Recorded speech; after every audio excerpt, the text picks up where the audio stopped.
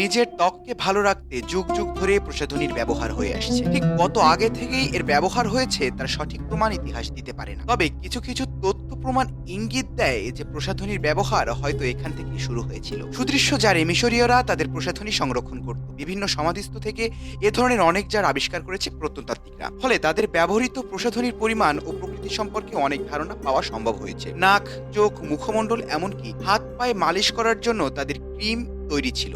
নাক, চোখ, মুখমণ্ডল, এমনকি হাতে পায়ে মালিশ করার উপযোগী ক্রিম তৈরিতে হাতির দাঁত, শামুকের খোল চূর্ণ, নানা ধরনের বীজ ও তেলের ব্যবহার করার প্রমাণ পাওয়া যায়। এদিকে পুরো মধ্যপ্রাচ্যে মিশরীয় সুগন্ধি বিখ্যাত ছিল অনিন্দ সুন্দর সুবাসের দীর্ঘস্থায়িত্বের কারণ। গোলাপ থেকে শুরু করে নানা ধরনের স্থলজ ও জলজ ফুল থেকে এই সুগন্ধি নিষ্কাশন করত তারা। কিন্তু কিভাবে এই প্রসাধনীর শুরু হয়েছিল? মিশরীয়রা যে প্রসাধনী ব্যবহার করত তা মমি থেকেই প্রমাণিত হয়ে গেছে। দীর্ঘস্থায়ী সংরক্ষণে করতে তারা ফার্মেন্টেশন পদ্ধতি ব্যবহার করত। এক্ষেত্রে হেনা, দারচিনি, তারপিন, আইরিশ, লিলি, গোলাপ প্রভৃতি ফুলের পাশাপাশি কিছু ফলের বীজকে পানি এবং তেলে দ্রবীভূত করে সেখান থেকে সুগন্ধি নিষ্কাশন করতে দেখা যায়। তেমনি তারা যেসব উপকরণ জাল দিয়ে সেখান থেকেও নানা ধরনের সুগন্ধি বের করত। তবে তারা যে ক্রিমগুলো তৈরি করেছিল তা নানা ধরনের চূর্ণ এবং তেল, বীজ ইত্যাদি দিয়ে পেস্ট করে বানানো হতো। এ ধরনের ক্রিম, পারফিউম বা পাউডার ইত্যাদি উপকরণ তৈরি করতে অনেক ক্ষেত্রে 20টিরও বেশি উপকরণ লেগে যেত। গ্রিসে মেয়েরা শরীরের রঙের প্রলেপ ব্যবহার করত। ভূমধ্যসাগরীয় এক ধরনের লতাগুল্ম থেকে অ্যালকাটেল নামে লাল রং বের করে তারা সেটি গায়ে লেপে রাখত, আর মুখ এবং শরীর উজ্জ্বল দেখানোর জন্য সাদা রং ব্যবহার করত।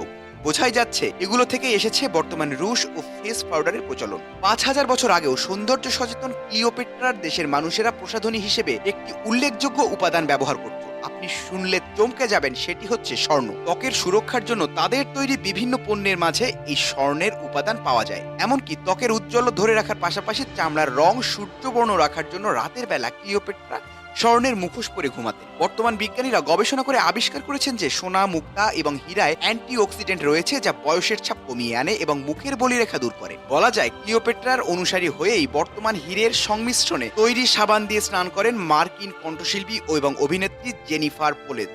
শুধুমাত্র মিশরেই নয়, চীন কিংবা গ্রিসেও ত্বককে সতেজ রাখার জন্য স্বর্ণের প্রলেপ ব্যবহার করা হতো। এখন বিশ্বের শীর্ষস্থানীয় প্রসাধন প্রস্তুতকারক প্রতিষ্ঠানগুলো তাদের পণ্যে ব্যাপক হারে এটি ব্যবহার করছে, তবে সেটি অবশ্যই বৈজ্ঞানিক পরীক্ষা নিরীক্ষার পর। প্রসাধনীর ব্যবহার ও রূপচর্চার ইতিহাস বলতে গেলে অগ্রপথিক হিসেবে 4 নারীর নাম উল্লেখযোগ্য: মিশরের ক্লিওপেট্রা, বানজান্টিয়ার থিওডোরা, ফ্রান্সের মাদাম পপিদু এবং ভারতের সম্রাজ্ঞী নূরজাহান। ক্লিওপেট্রা প্রসাধন শিল্পকে পুরোহিতদের হাত থেকে ছিনিয়ে এনে, অর্থাৎ ধর্ম থেকে সরিয়ে এনে এটি চিকিৎসা বিদ্যার সাথে সংযোজন করেন। বর্তমানে বহুল প্রচলিত ফেক্স মাস্ক এর প্রবর্তক রানী ক্লিওপেট্রা। পরাক্রমশালী ফারাওদের সময় থেকেই প্রসাধনের ওপর পুরোহিতদের আধিপত্য কমতে শুরু করে। প্রসাধনীর কেচ্ছা একদিনে বলে শেষ করা সম্ভব নয়। বিশ্ববিচিত্রার আজকের পর্ব এ পর্যন্তই। দ্বিতীয় পর্বে প্রসাধনীর বাকি ইতিহাস তুলে ধরবে টিম বিশ্ববিচিত্রা। সেই পর্যন্ত সাবস্ক্রাইব করে আমাদের সঙ্গেই থাকুন।